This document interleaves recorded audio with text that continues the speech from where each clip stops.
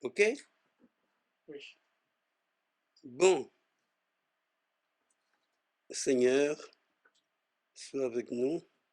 Ouvre-nous les oreilles spirituelles, que le Saint-Esprit nous conduise, que le Saint-Esprit soit avec nous.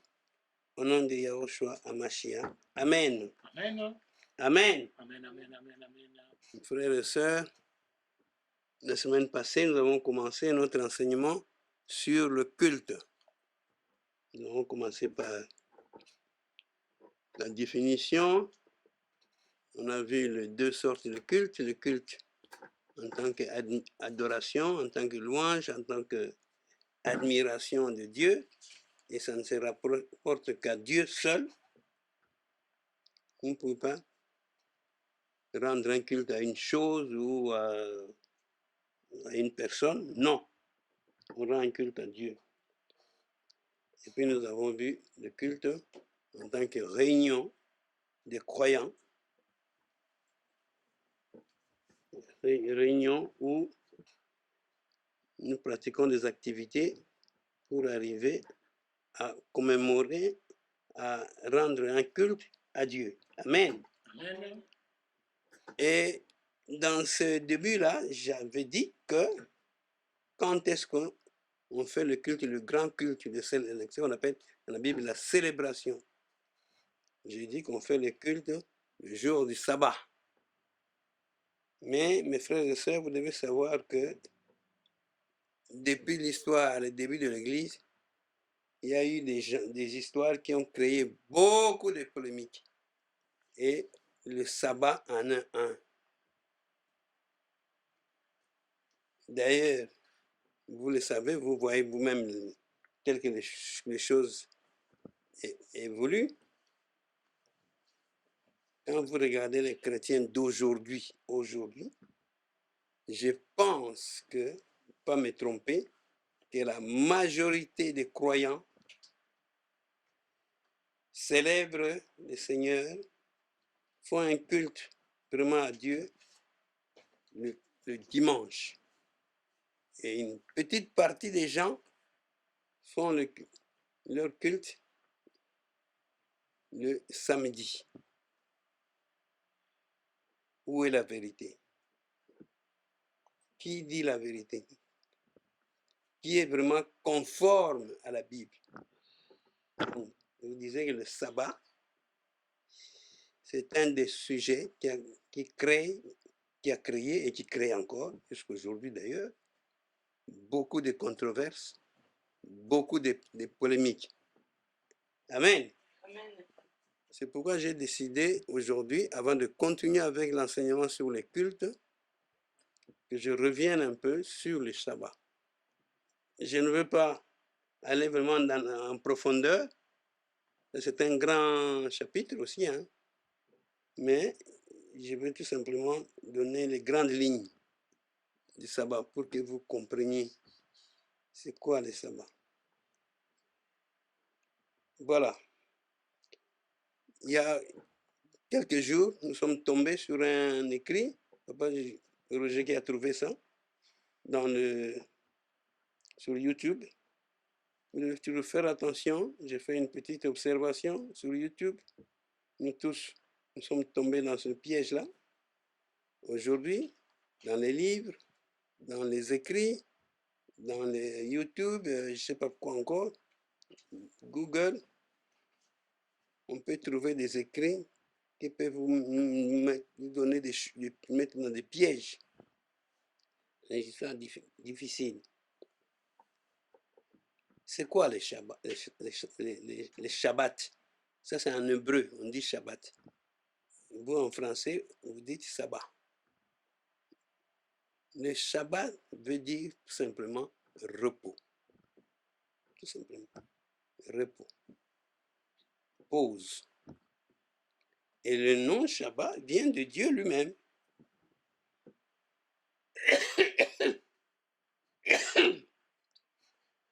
Quand vous lisez dans le livre de Genèse, dès le début, Genèse 1:1, qui peut lire ça? Mettez-moi Genèse 1:1.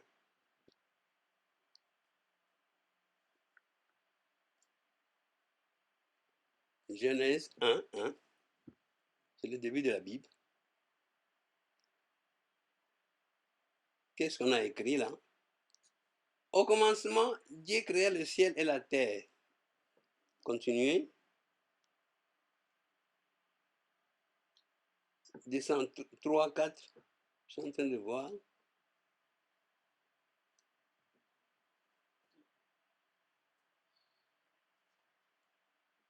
Voilà, allez.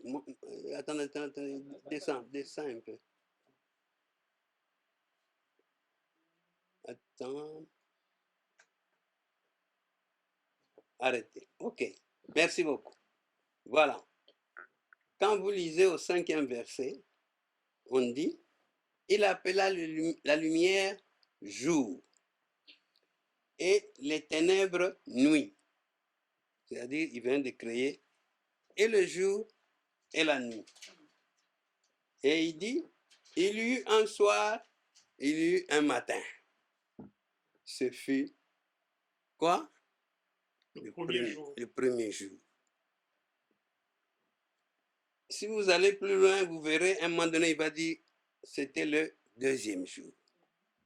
Ainsi de suite. Troisième jour. Ainsi de suite. Vous verrez toujours. Jusqu'à ce qu'il va dire, où est-ce qu'il parle du 7e jour? Monte doucement, doucement. Troisième, montez. Montez toujours. Suivez maman. Descend. Oh, non, Ce fut le 5e, oui. qu'il monte. Oui, voilà. 5e, on est que Dieu crée les hommes. Non. Allez jusqu'à Genèse 2. On a dépassé. Non, là, le 6e jour. Ah oui, ce fut, il est au 6e jour. le 6e jour. Il est au 6e jour. Oui. Tout en bas, c'était le 6e jour. Lisez un peu, celui qui a vu, lisez. Tout en bas, il est là. C'est là? Ah, j'avais vu ça. 7e jour. Mais tu as diminué les caractères. Voilà, arrêtez un peu là. Arrêtez un peu là. Il bénit le 7e jour. Il en fait un jour saint. Car en ce jour-là, il se reposa de toute l'œuvre de création qu'il avait accomplie. C'est cette phrase-là, ce verset-là, cette phrase, qui est la base du sabbat. Alléluia. Alléluia. Alléluia. Amen. Il y a deux grands enseignements ici. Ça nous montre la création de la semaine. Avec ces écrits, vous comprenez comment est-ce que Dieu a créé la semaine. La semaine du lundi, du dimanche. C'est nous les hommes qui disons du lundi. D'après la Bible, c'est le dimanche. Le premier jour, c'est le dimanche. Du dimanche au samedi. Samedi, c'est le 7e jour. Shabbat, ce que tu vois, c'est les Grecs, ils disent Shabbatum. C'est le 7e jour, Shabbatum. Et le nom samedi vient du sabbat. Vient tout simplement du sabbat. C'est le 7e jour. C'est Dieu qui a dit, c'est le 7e jour, c'est le jour de repos, et il a sanctifié ce jour-là. C'est son jour. Alléluia. Amen. Alléluia. Amen. Et c'est le jour, quand vous lisez maintenant dans Lévitique 23:3, vous verrez que c'est le jour non seulement du repos, mais de la sainte convocation. Ça, c'est dans Lévitique 23. La sainte convocation. C'est ce jour-là que vous devez faire ce que vous faites aujourd'hui le dimanche. C'est ce jour-là. Et depuis le début du monde, donc, ça c'est à la création, à la fondation du monde. Il n'y a même pas encore de juifs. Parce que les juifs viendront bien plus tard. Alléluia. Alléluia, vous suivez? Amen, amen, amen. Les juifs viendront bien plus tard avec Moïse. Et ça, c'est le début à la création, à la fondation du monde. Dieu parle du sabbat. Voilà comment le sabbat a commencé. Quand est-ce que ça a commencé? Alléluia. Amen. Maintenant, l'article dont je vous parlais ici, pour vous dire que cette histoire de sabbat crée beaucoup de problèmes. Écoutez ce que nous avons trouvé sur Internet. Écoutez, moi, je vais lire. Nouvelle création. Le Shabbat, virgule, les commandements religieux appartiennent à la première alliance. La nouvelle alliance est sous le signe de la grâce, plus de la loi. Plus de la loi. Dans la nouvelle alliance, la question n'est pas de savoir si l'on rend un culte de telle ou telle façon, tel jour ou plutôt qu'un autre. Je prends déjà seulement cette partie-là. Vous voyez, cette partie-là, quand vous lisez ça et que vous connaissez un peu la Bible, vous allez être un peu choqué. Vous allez être un peu choqué. Quand on dit nouvelle création, maintenant suivez-moi bien, quand on dit nouvelle création, c'est-à-dire qu'il y a eu deux créations. Il y a eu la première création, et puis il y a eu une seconde création.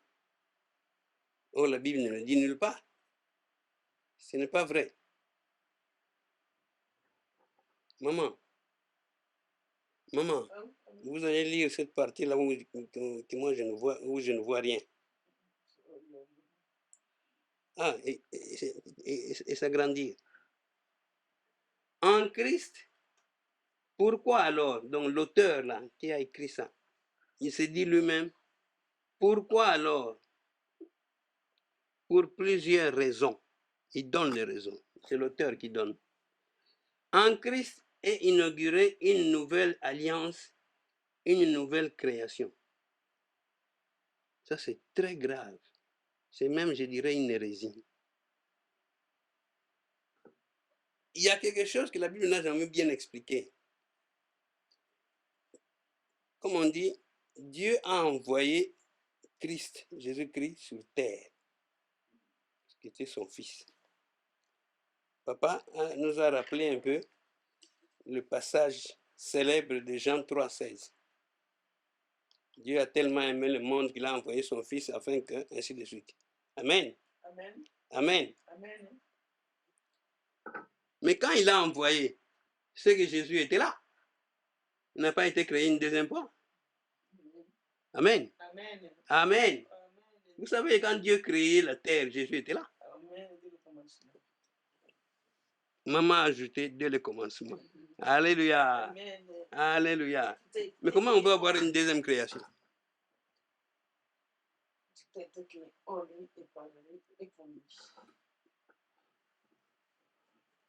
Alors, notre auteur écrit encore, en Christ est inaugurée une nouvelle alliance. Ça, je suis d'accord. Mais Christ n'a pas créé cette alliance, cette nouvelle alliance, non. C'est dans le... Il y a eu une première alliance, c'est vrai. C'est vrai. C'est ce qu'on appelle l'Ancien Testament. Mais la seconde alliance, ce n'est pas une nouvelle création, ce n'est pas vrai. C'est le fait que Dieu, après le départ, l'ascension de Jésus-Christ, Jésus nous a promis le consolateur, le Saint-Esprit. En fait, Christ, c'est une représentation de Dieu. Le Saint-Esprit est une représentation de Dieu aussi. Chacun a eu sa période. Dans la première alliance, Dieu s'est représenté surtout par des matériels. Le tonnerre, le tabernacle, les temples, les buissons ardents, ainsi de suite. À l'époque de Jésus, Dieu s'est fait représenter par une personne physique qui était Jésus lui-même. Et la troisième représentation, alors, dans la deuxième alliance, Dieu est représenté par l'Esprit. C'est le Saint-Esprit qui est venu à la Pentecôte. Et là, nous avons démarré la deuxième alliance, la seconde alliance. Donc, ce n'est pas une création, mais c'est simplement une transformation en quelque sorte. C'est la première alliance qui est devenue la seconde alliance par le fait que nous avons eu le Saint-Esprit. Alléluia. Il ne faut pas parler de deuxième création, il n'y en a pas. Il n'y a pas de deuxième création.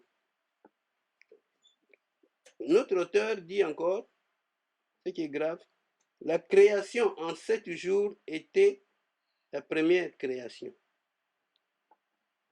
En Christ, une nouvelle création est inaugurée. Inaugurée, ça veut dire quoi? Ça veut dire qu'on a fait une deuxième création. Par qui? Par Dieu. Non, ce n'est pas vrai. Celle de la résurrection, du royaume de Dieu, de la vie éternelle. Non. Il n'y a pas de création sur de résurrection. Ça n'existe pas. Jésus est ressuscité, c'est vrai. Après la résurrection, c'était prévu. Il est monté au ciel. Et puis après, le Saint-Esprit est descendu. Mais ce n'est pas une création. Ce n'est pas une nouvelle création. Parce que d'ailleurs, la seconde alliance n'a pas commencé avec la résurrection, elle a commencé avec la Pentecôte. Alléluia. Amen. Est-ce que vous me suivez? Amen, amen, amen, amen. La deuxième alliance a commencé avec la Pentecôte, pas avant.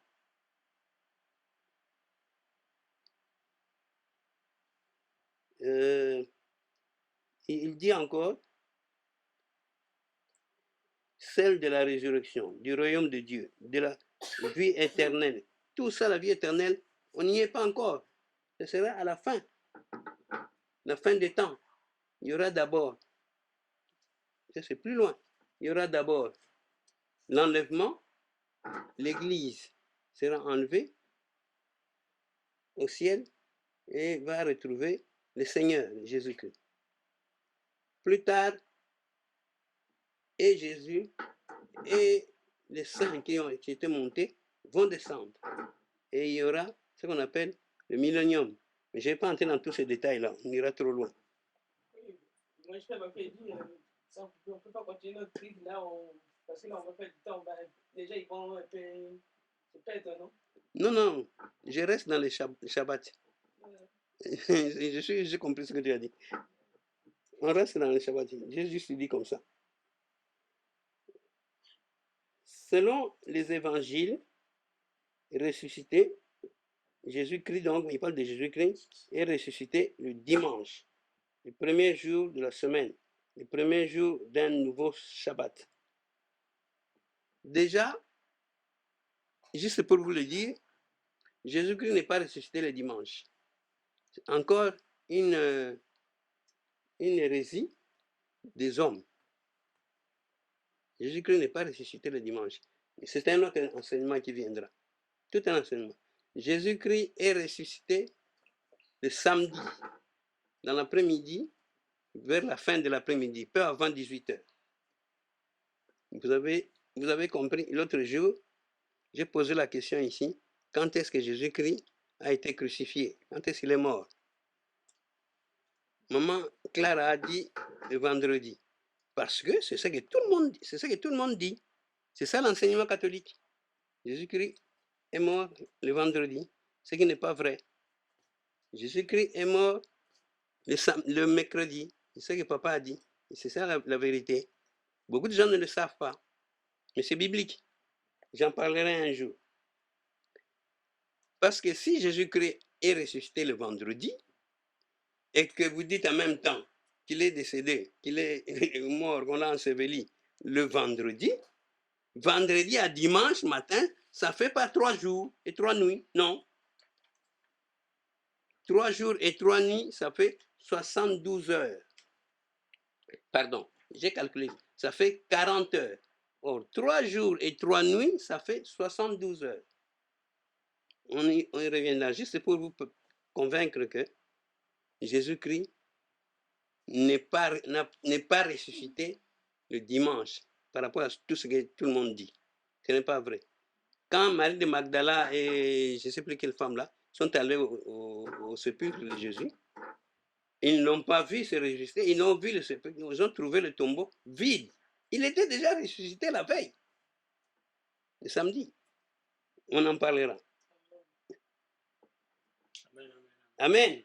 Amen. Amen. Amen. Parce que eux, ils veulent dire que à l'heure de la deuxième création avec Jésus-Christ, c'est lié à la résurrection de Jésus-Christ. Jésus-Christ est ressuscité le dimanche. C'est pour ça que le jour du sabbat devient le dimanche. Ce n'est pas vrai. Alléluia. Amen. Alléluia. Amen. Amen. Amen.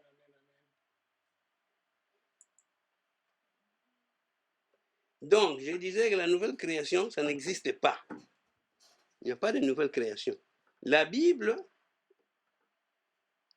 dans Genèse, ça j'ai déjà dit,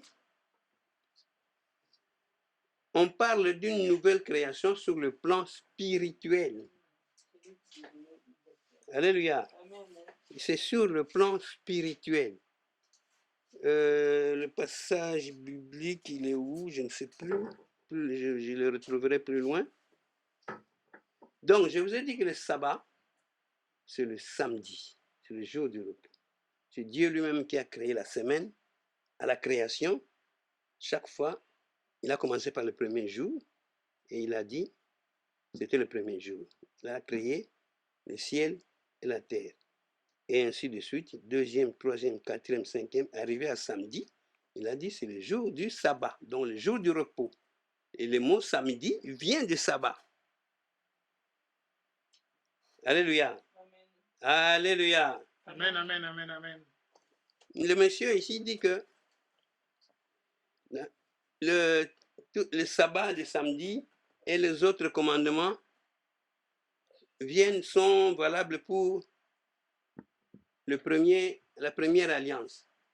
C'est archi faux.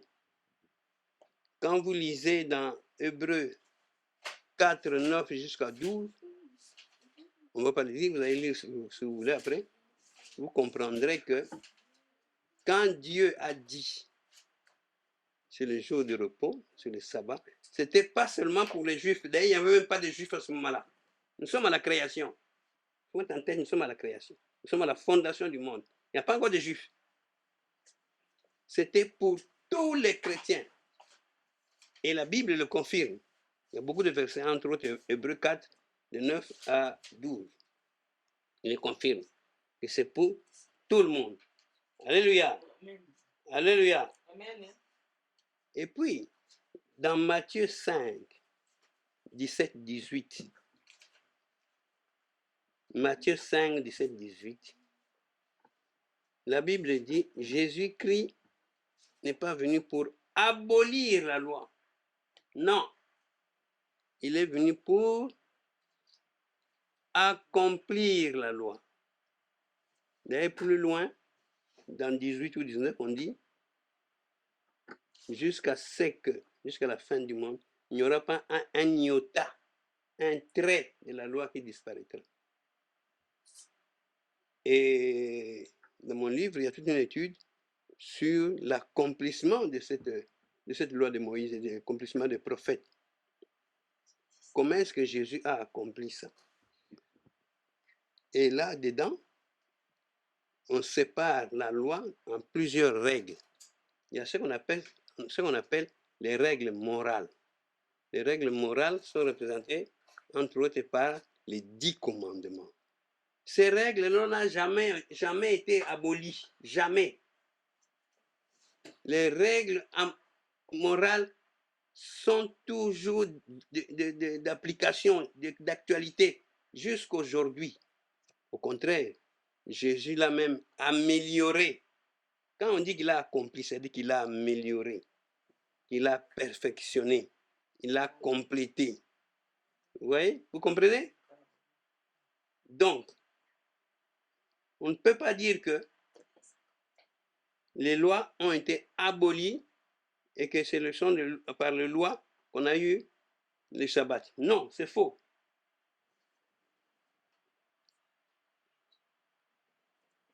D'autre part, Shabbat, le sabbat, est devenu la quatrième loi quatrième commandement parmi les 10 commandements que Dieu a donnés à Moïse. Le quatrième commandement. C'est dans Exode 20:10. Maman, lisez un peu Exode 20:10. Ma Clara. Exode 10:20. Exode 20:10. Exode 20:10. Exode 20:10. Mais le 7e jour est le jour du repos, consacré à l'Éternel. C'est le jour de l'Éternel, ton Dieu. Tu ne feras aucun travail ce jour-là, ni toi, ni ton fils, ni ta fille, ni ton serviteur, ni ta servante, ni ton bétail, ni l'étranger qui réside chez toi. C'est le jour de repos. C'est le 4e commandement. Et ce commandement-là n'a jamais été aboli. Pourquoi vous voulez seulement que ce commandement soit aboli et que les autres restent? Les 9 autres restent encore d'actualité. Non. Le 4e commandement, parmi les 10, comme tous les autres, sont toujours d'actualité jusqu'à la fin du monde. Alléluia. Amen. Alléluia. Amen, amen, amen, amen. Autre chose, c'est que le sabbat du 7e jour, après la fondation, après la création, tous les gens que Dieu a créés, commençant par Adam lui-même, qui a été le premier à observer le sabbat, parce que lui, il a été créé le 16e jour, et le 7e jour, donc le samedi, il a commencé par observer le sabbat. Après, il a continué à vivre. Tous les hommes, toutes les femmes, tous les enfants, toutes les personnes, à l'époque, ont observé le sabbat. Alléluia. Amen. Alléluia. Amen, amen, amen, amen, amen, amen. Yahushua, Hamashiach, donc Jésus-Christ, et les apôtres ont observé le sabbat. Je ne vais pas entrer dans tous les détails, mais enfin, ce sera trop long. Et la Bible dit, l'apôtre Paul l'a dit, nous devons être les imitateurs de Jésus. Les imitateurs de Paul, comme lui-même, Paul a été imitateur de Jésus. Il le dit lui-même. Quand vous lisez, par exemple, dans 1 Pierre, Jean 8:12, dans 1 Pierre 2:22, la Bible vous dit, l'apôtre Paul dit, j'ai été imitateur de Jésus-Christ. Et nous devons être des imitateurs de Jésus. Mais Jésus-Christ lui-même a observé le sabbat du 7e jour. Les apôtres, tous les apôtres, l'apôtre Paul, tous ceux qui sont restés, même après la mort et l'ascension de Jésus-Christ, ils ont continué à respecter le sabbat. Alléluia. Amen. Alléluia. Amen. Alors, pourquoi vous voulez que nous ne respections pas le sabbat, le jour du sabbat, c'est-à-dire le samedi? Alléluia. Alléluia. Amen, amen. Mais qu'est-ce qui s'est passé? Qu'est-ce qui a fait qu'aujourd'hui, maintenant, nous respectons, nous prions, nous célébrons le culte les dimanches? Ah, voilà le problème. Déjà au IIIe siècle, il y a eu un père, on les appelait des pères, je ne sais pas trop pourquoi, mais enfin bon, un père de l'église qui s'appelait Tertullien. C'est lui qui le premier a dit non. Nous allons maintenant respecter le sabbat, donc le repos, le samedi, le dimanche, donc le premier jour. Et puis après, plus tard, l'empereur Constantin de l'Empire romain, parce que le monde s'est limité à ce moment-là à l'Empire romain, donc tous les pays qui étaient autour de la mer Méditerranée, l'empereur, lui, en 321, a dit officiellement, dorénavant, nous devons prier, faire le culte le dimanche, le premier jour, et pas le samedi. Et quelques jours après, il y a eu le début du conseil de Nicée, dans une réunion de tous les évêques de cette époque-là, dans une ville qu'on appelait Nicée. Et dans cette ville-là, Constantin a convaincu tous les évêques qui étaient là, tous les responsables qui étaient là, pour dire, dorénavant, nous commençons à faire le culte le dimanche. Parce que, pour eux, pour lui, il fallait arrêter de judaïser. Ça veut dire, comme les Juifs, les Juifs qui étaient les premiers chrétiens, observaient le sabbat et samedi, il a dit, il ne faut pas faire comme les Juifs. C'est pour ça qu'il a dit, il faut arrêter de judaïser. Amen. Amen. Amen. Amen, amen, amen, amen. Mais la Bible dit obligatoirement que nous devons respecter le sabbat de samedi, le sabbat du 7e jour. Bon. Les 10 commandements. Évitons ce qu'on appelle l'esprit de Marcion. Marcion, c'était un enseignant qui existait au 1er siècle, 2e siècle, 2e siècle. Lui, il commençait à enseigner, il commençait à donner des théories en disant que l'Ancien Testament ne sert à rien. Nous sommes dans la deuxième. Dès que nous avec le Saint-Esprit est arrivé, nous sommes dans la seconde alliance. Donc, tout ce que nous faisions, tout ce qu'on disait dans l'Ancien Testament ne sert à rien. Ce n'est pas vrai. Il est vrai que nous sommes dans la seconde alliance, l'alliance de grâce, l'alliance d'esprit. Mais l'Ancien Testament est en gros l'ombre du deuxième testament, de la deuxième alliance. C'est l'ombre. Tout ce qu'on faisait dans l'Ancien Testament, c'était l'ombre de Jésus-Christ, de ce que Jésus-Christ était venu faire. Donc il faut le savoir, il faut le connaître, il faut savoir ce qui s'est passé avant pour bien comprendre ce qui s'est passé, ce qui va se passer dans la seconde alliance.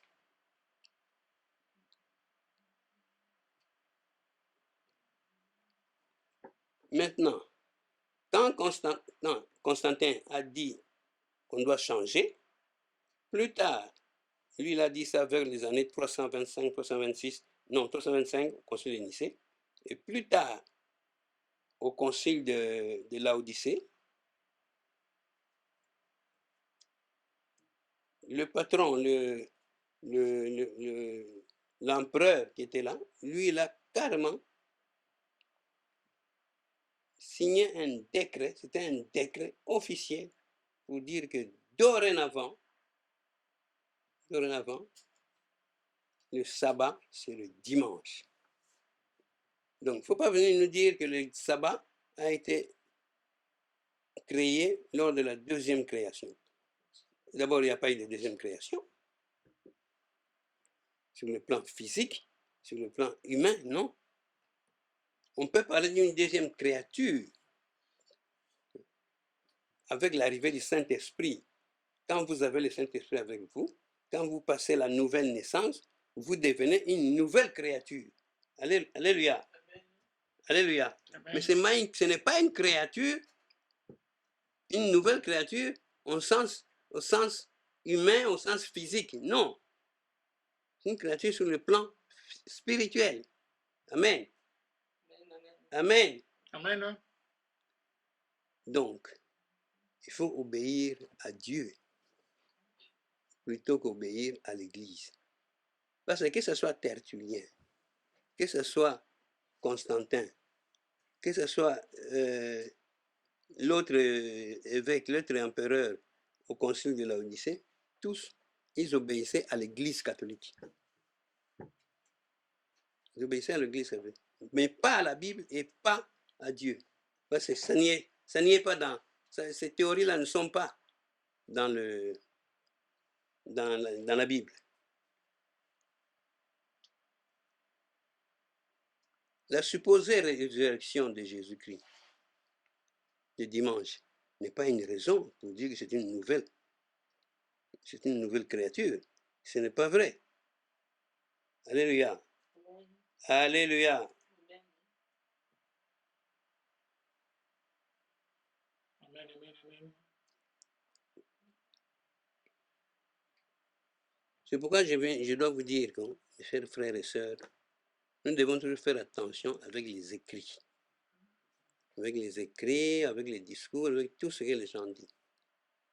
Moi-même, quand j'écrivais mon livre, il m'arrivait de lire parfois sur un article, sur un sujet, je peux lire 5 livres. Et vous voyez que tous les 5 livres se contredisent. Là, il faut recourir absolument à la Bible et au Saint-Esprit. Il m'arrivait d'arrêter de travailler, je me dormais, j'ai dit, bon, Saint-Esprit va m'apprendre comment ça se passe. Et je dormais 1 jour, 2 jours, 3 jours, et Saint-Esprit me donnait la réponse. Et l'explication devait toujours être conforme avec la Bible. Alléluia. Amen. Alléluia. Amen, amen, amen, amen, amen, amen. Nous devons donc obéir à Dieu et pas à l'Église et pas aux hommes.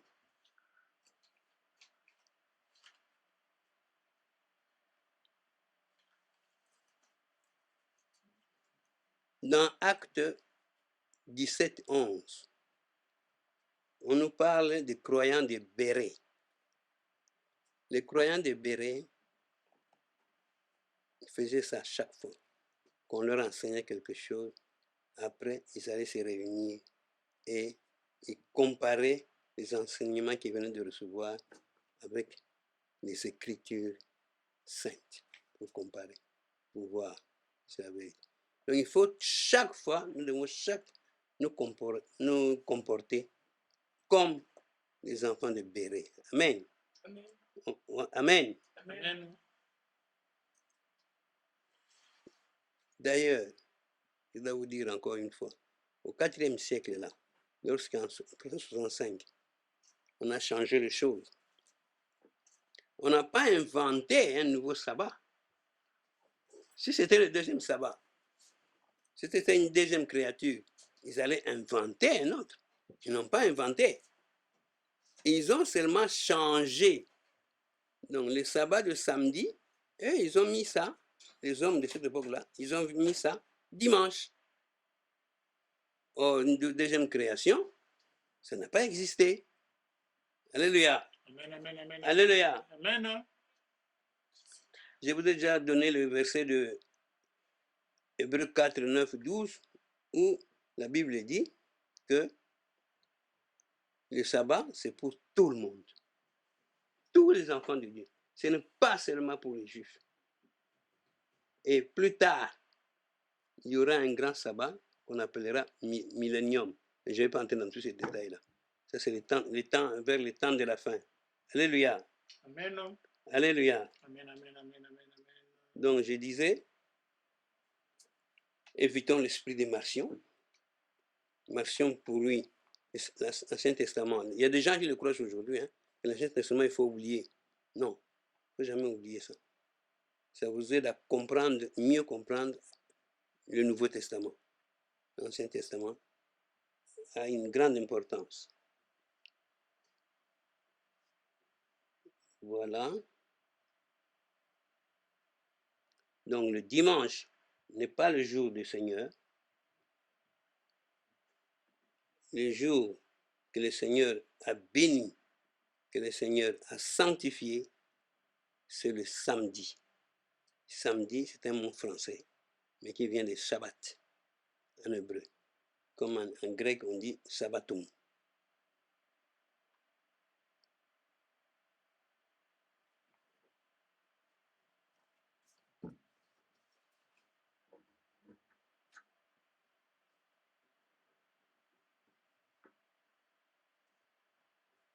Alors, je vais revenir rapidement pour dire que je vous ai déjà dit que Yahushua est mort, crucifié,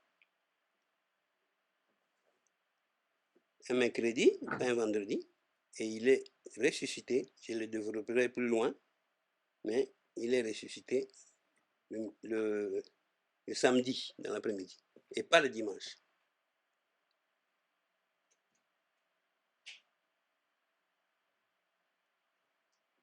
Et vous devez savoir aussi, dans la Bible, il y a le sabbat dont nous parlons aujourd'hui là. Ça, c'est le sabbat hebdomadaire. Il y a aussi ce qu'on appelle les sabbats annuels.